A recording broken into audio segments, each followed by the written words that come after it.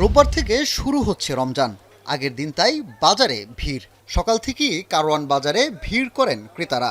রমজানের শসা, বেগুন, লেবুর চাহিদা বেশি থাকে। আর এই অতিরিক্ত চাহিদার কারণেই এসব পণ্যের দাম প্রতি বছরের মতো এবারও বাড়িয়ে দিয়েছে বিক্রেতারা। গত সপ্তাহে যে শসা কেজিতে বিক্রি হয়েছে ৭০ থেকে ৮০ টাকায়, শনিবার দাম ১০০ টাকা ছাড়িয়ে গেছে। লেবুর হালি তো হু হু করে বাড়িয়ে দেওয়া হয়েছে। গত সপ্তাহে লেবুর হালি বিক্রি হয়েছে ৫০ থেকে ৫৫ টাকায়। রমজানের সুযোগ নিয়ে এক লাফে সেটি দ্বিগুণ হয়ে গেছে। বিক্রেতাদের সেই চিরচেনা অজুহাত চাহিদা বাড়া কি কারণ বলছেন। অথচ বাজার ঘুরে দেখা গেছে কোনো দোকানই সরবরাহের ঘাটতি নেই। শসা, লেবু আর যা হলো বেগুন, এগুলোর দামটা একটু বেশি। যেরকম হলো বর্তমানে সামনে রোজা আসতেছে, মানে এই মৌসুমে মানে যায় মানে আমরা একটু দামটা বাড়তেই থাকে। রোজার সময় একটা সিন্ডিকেট হয় বা রোজার সময় সব পণ্যর দাম বেড়ে যায় বা বাড়িয়ে দেওয়া হয়। আজকে আমরা ৮০ টাকা কিনে আনছি, এটা কিনা দাম বেশি। আবার অন্য অনেক যাত্রা আছে, আজকে আমরা বেশি যাত্রা আনি, ডরে মাল কিনতে ঝামেলা মনে হয়। মুরগির বাজারেও অস্বস্তি রয়েছে। যেখানে আগে প্রতি কেজি ব্রয়লার বিক্রি হতো ১৭০ থেকে ৮০ টাকায়, আর এখন বিক্রি হচ্ছে ২০০ টাকা দরে। ৭৫০ টাকায় বিক্রি হচ্ছে গরুর মাংস। প্রায় সব ধরনের মাছের দামও বেড়েছে ১৫০ থেকে ৩০০ টাকা।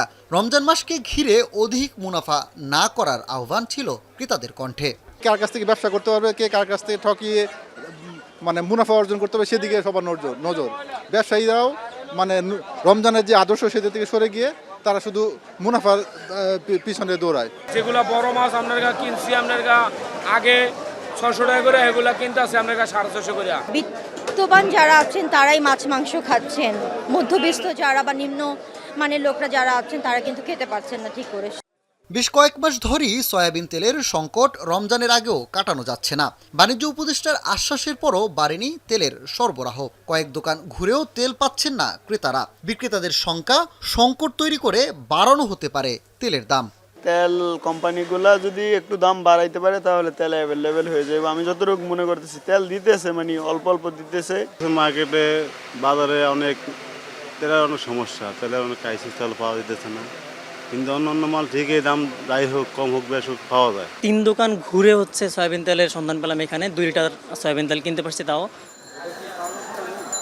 অথচ চলতি বছর জানুয়ারি ফেব্রুয়ারি মাসে ৩,৪২,৫২৭ টন ভোজ্য তেল আমদানি হয়েছে, যা গত বছরের একই সময়ের চেয়ে ৪% বেশি। প্রতি বছর রমজানের আগে প্রায় সব নিত্যপণ্যের দাম বেড়ে যাওয়ার যে হিড়িক, সেটি এবার একটু কম। তবে সয়াবিন তেলের সংকট সহ বেশ কিছু পণ্যের দাম বেড়ে যাওয়ায় ক্ষোভ ঝেড়েছেন ক্রেতারা।